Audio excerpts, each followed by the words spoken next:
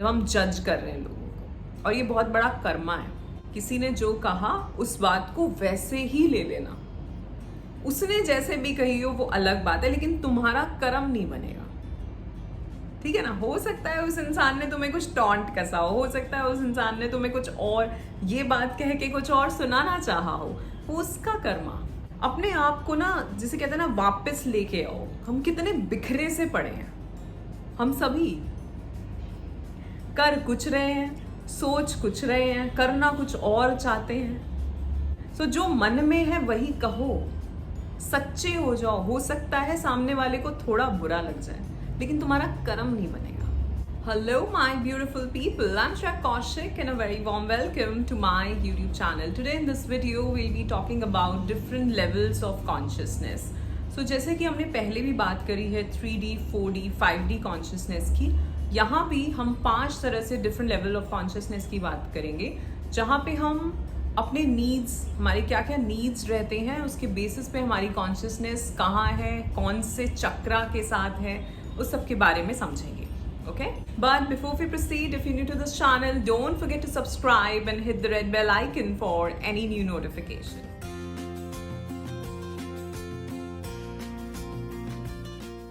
First of all, I'd like to thank you all for all the love and support that you all are showering on this channel. I am so very grateful and thankful to all of you, and my unconditional love is always and always flowing towards all of you. So bless you all. Thank you so much. So इसी तरह videos को like करते रहें, comment करना बिल्कुल ना भूलें। अगर आपके कुछ सवाल हैं, कुछ आप पूछना चाहते हैं, कुछ डिस्कस करना चाहते हैं, then you can contact me. मेरा कॉन्टैक्ट इन्फॉर्मेशन आपको नीचे डिस्क्रिप्शन बॉक्स में मिल जाएगा।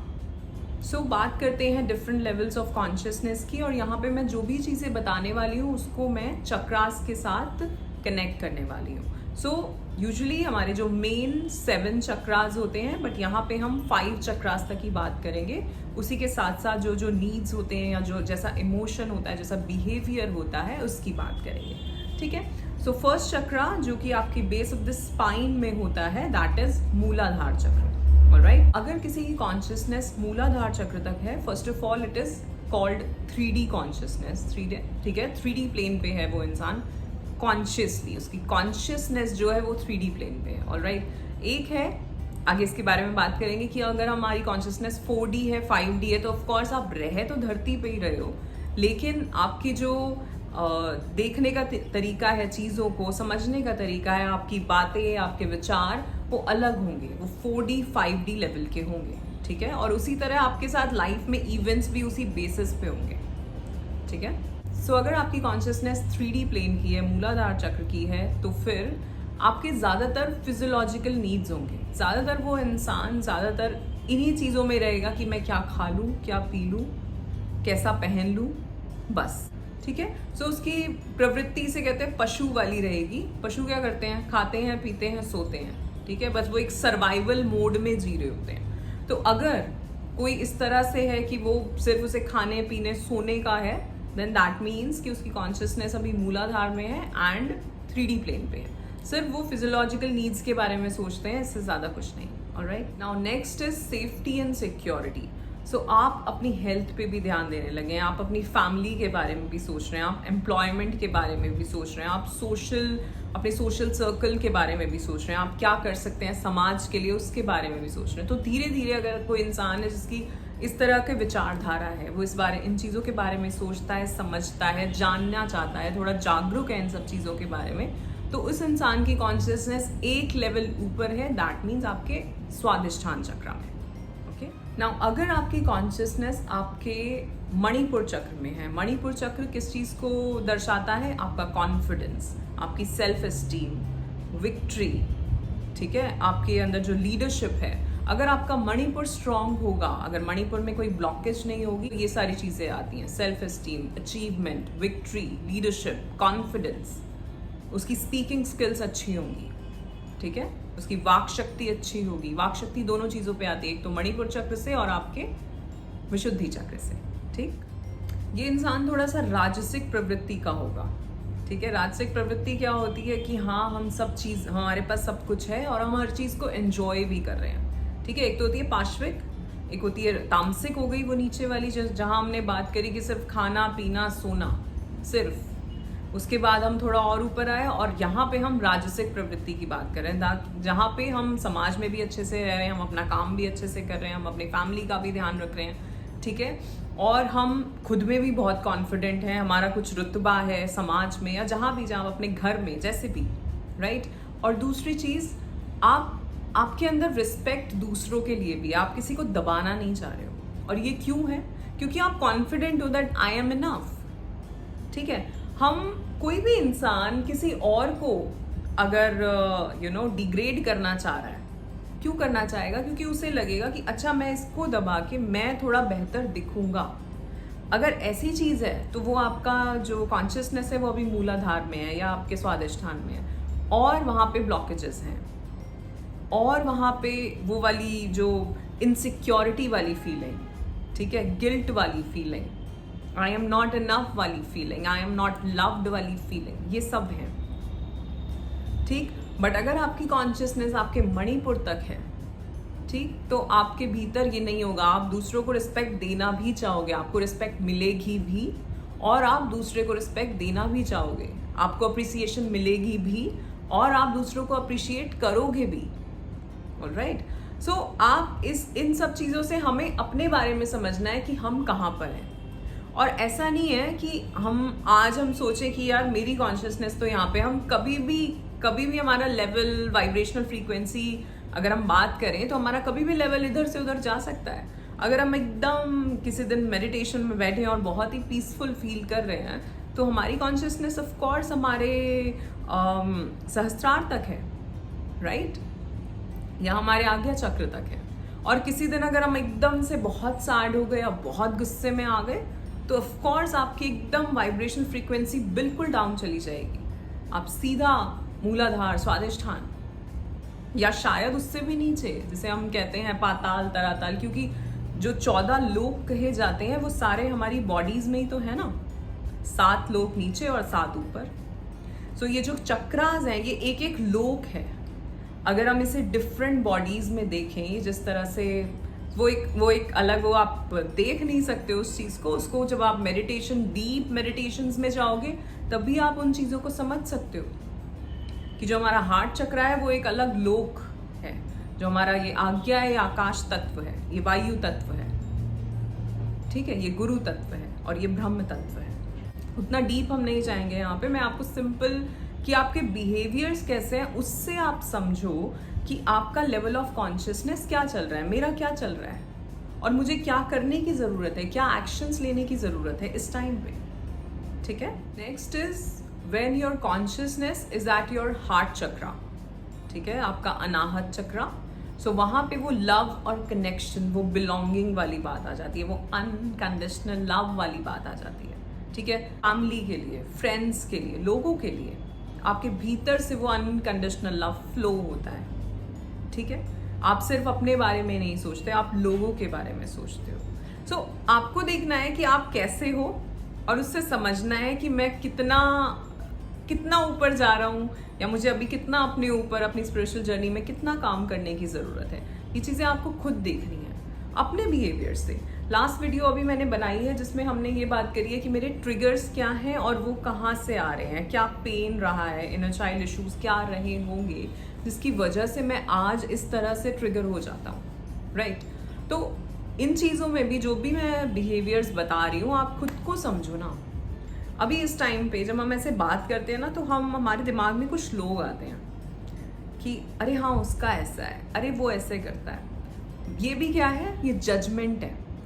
जजमेंट कब आता है? तब भी आपकी वाइब्रेशनल फ्रिक्वेंसी, आपकी जो कॉन्शियसनेस है वो आपके स्वादिष्ठान या आपके मूलाधार में होती है जब हम जज कर रहे हैं लोगों को। और ये बहुत बड़ा कर्मा है। जब भी आप किसी को इस टाइम पे आपने ये कहा कि अरे वो ऐसा दिखता है, ये ऐसा दिख रहा है, इसका ये ऐसे है, ये इस तरह चीज़ों को ऐसे करता है, ये ऐसे बोलता है, ऐसे बोलती है, हम जज कर रहे हैं और ये बहुत बड़ा कर्मा है। सो बचना है इससे, कभी किसी को जज मत करना, ठीक है।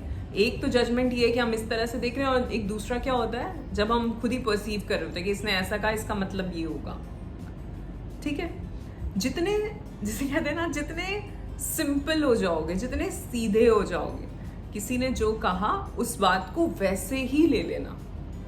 उसने जैसे भी कही हो वो अलग बात है, लेकिन तुम्हारा कर्म नहीं बनेगा। ठीक है ना। हो सकता है उस इंसान ने तुम्हें कुछ टॉन्ट कसा हो सकता है उस इंसान ने तुम्हें कुछ और ये बात कह के कुछ और सुनाना चाहा हो, वो उसका कर्मा, पर तुम खुद बचो। तुम्हें अगर किसी से कुछ कहना भी है तो जो तुम्हारे भीतर है, मैं पता नहीं कितनी वीडियोस में कितनी बार ये बात कह चुकी हूँ, मन क्रम वचन ध्यान वो पूरा एक अलाइनमेंट में होना चाहिए। जो मन में है वही काम तुम कर रहे हो, मन से कर्म से। मन क्रम वचन जो बोल रहे हो वो वही बात बोल रहे हो जो तुम्हारे मन में है, और अगर ध्यान भी कर रहे हो तो भी सेम वही चीज है। ठीक है। तो आप इस तरह क्या है, ये चीजें हमारी चारों बॉडीज में होती हैं। क्रम क्या है, हमारी फिजिकल बॉडी से हो रहा है। मन क्या है, मन में जो चल रहा है वो हमारे मनोमय कोश में चल रहा है। ध्यान क्या है, वो हमारी ब्लिस बॉडी आनंदमय कोश में हो रहा है। ठीक है। तो ये सारी चीजें जब अलाइनमेंट में होंगी तो आपकी पांचों बॉडीज जो हैं वो अलाइनमेंट में होंगी। पांचों बॉडीज की बात मैं बहुत बार समझा चुकी हूँ, हम सबकी 5 बॉडीज होती हैं। ठीक है, डिफरेंट लेवल्स पे। जब हमारी पांचों बॉडीज एक अलाइनमेंट में होंगी, ठीक है, जब हमारी ये सारी चीजें, हमारा मन जो चाह रहा है वही हम कह रहे हैं, वही हम कर रहे हैं। अगर हम कुछ कर रहे हैं तो हमारा मन उससे जुड़ा है। वो कहते हैं ना, अगर खा रहे हो तो बहुत ध्यान से, तुम्हारा ध्यान उसी में होना चाहिए। ये नहीं कि हम इधर उधर बात करें, किसी और की बात करें।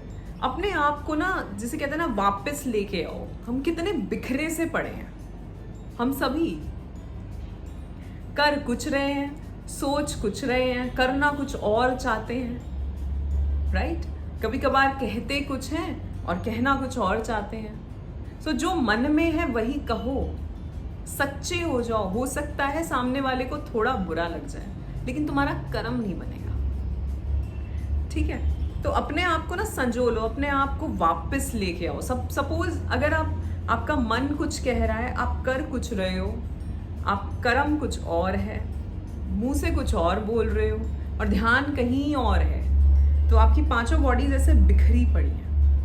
और यही आपकी पांचों चीजें अगर एक जैसी हैं, आप जो बोल रहे हो वही मन में है, वही ध्यान लगाओगे तो वही लगाओगे, और जो फिजिकली जो कर रहे हो वो भी वही काम है, तो ये सबसे बड़ी मेडिटेशन है।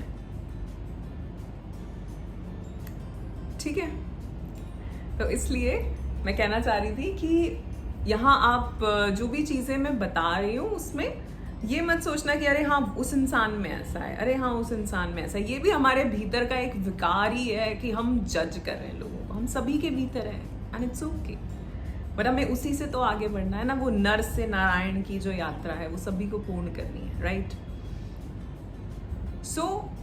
एक चीज, जो भी चीजें मैं बता रही हूँ उसमें अपने आप सेल्फ एनालिसिस करना, ना कि किसी और की एनालिसिस करना। अपनी एनालिसिस करना कि मैं कैसा हूं, क्या मैं कॉन्फिडेंट हूं या मेरे अंदर लैक ऑफ कॉन्फिडेंस है, क्या मैं इनसिक्योर हूं या मैं बहुत I am enough kind of feel करता हूं, क्या मैं बोल पाता हूं, मैं दबा दबा रहता हूं या मैं रख पाता हूं अपनी बात।